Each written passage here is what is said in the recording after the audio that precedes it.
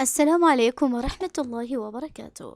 عاجل تعليق وانتقاد من أبو تريكة على انتقال كريستيانو رونالدو للدوري السعودي. علق محمد أبو تريكة نجم الأهلي ومنتخب مصر المعتزل على انتقال البرتغالي كريستيانو رونالدو إلى صفوف النصر السعودي. وكان نادي النصر قد أقام حفلا لتقديم كريستيانو رونالدو، كما خاض اللاعب البرتغالي المران الأول له مع فريقه الجديد عقب التقديم مباشرة. وقال أبو تريكة في تصريحات تلفزيونية: مع مرور الزمن ستكشف مدى صحة قراراتك التي اتخذتها. غالبا سيكون قرار انتقال رونالدو إلى النصر السعودي خاطئا بالنسبة للاعب. جميع قرارات رونالدو بعد رحيله عن ريال مدريد أثبت الزمن أنها خاطئة، كانتقاله إلى يوفنتوس. تأخذ بالمعطيات والأسباب، والزمن يكشف لك صحة قراراتك من عدمها. ومن هنا تسجيل لأبو تريكة على انتقال رونالدو. معكم لآخر الفيديو. عم سعدو، تتفق مع حاتم بأنه مشروع بلد ليس مشروع نادي؟ ده من الجانب العربي، من الجانب السعودي، وانا اتفق مع الكابتن حاتم. تيجي للجانب رونالدو، الزمن مع مرور الزمن تكتشف قراراتك اللي خدتها صح ولا غلط. صح ولا غلط؟ يعني انت بالنسبه لك قرار اليوم هو في منطقه رماديه بالنسبه لرونالدو، مع الزمن سيكتشف اذا كان قرار موفق ولا لا؟ وغالبا هيبقى قرار غلط لرونالدو.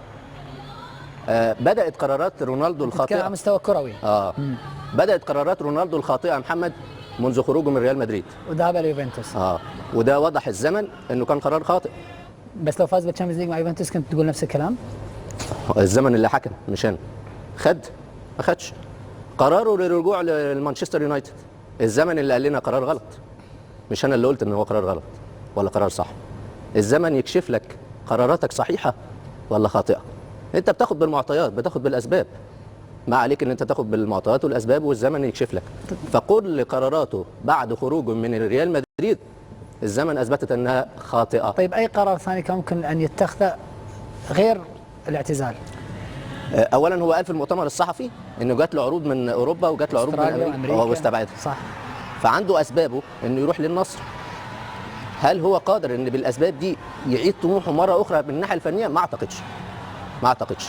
وانا لو مكانه رونالدو بس قادر يستمتع، يلعب كره حلوه ويشوف الاجواء الجماهيريه هذه والاستقبال الحافل في افضل دوري في المنطقه سواء الخليج وربما حتى على مستوى الوطن العربي، ويحقق القاب مع النصر.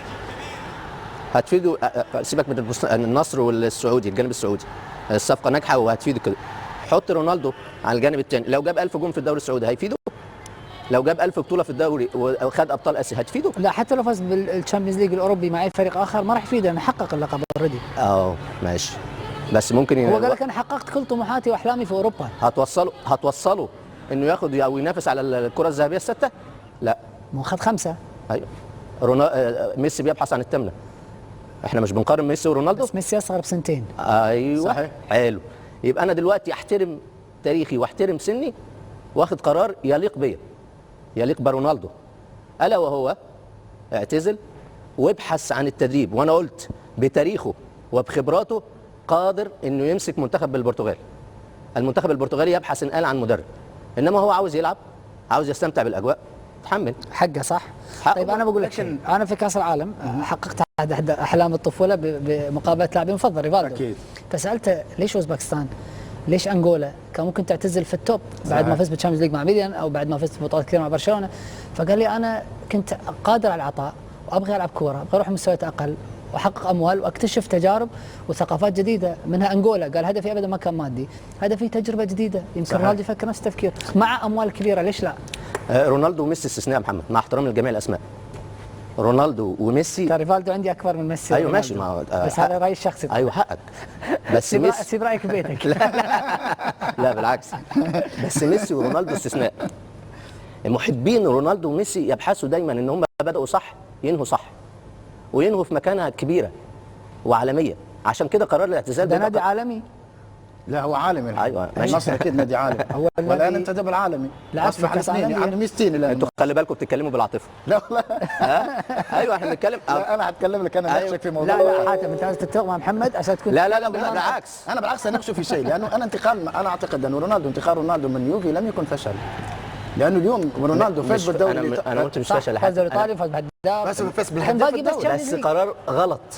ليه يمكن هو؟ لكن على مقياسه هو. يا محمد بيريز رئيس النادي هو الذي رفض التجديد. يعني احنا لا نعرف الملابسات، لانه رونالدو كان معاه مندس وكيل اعمال، فاكيد كان يبحث على توفير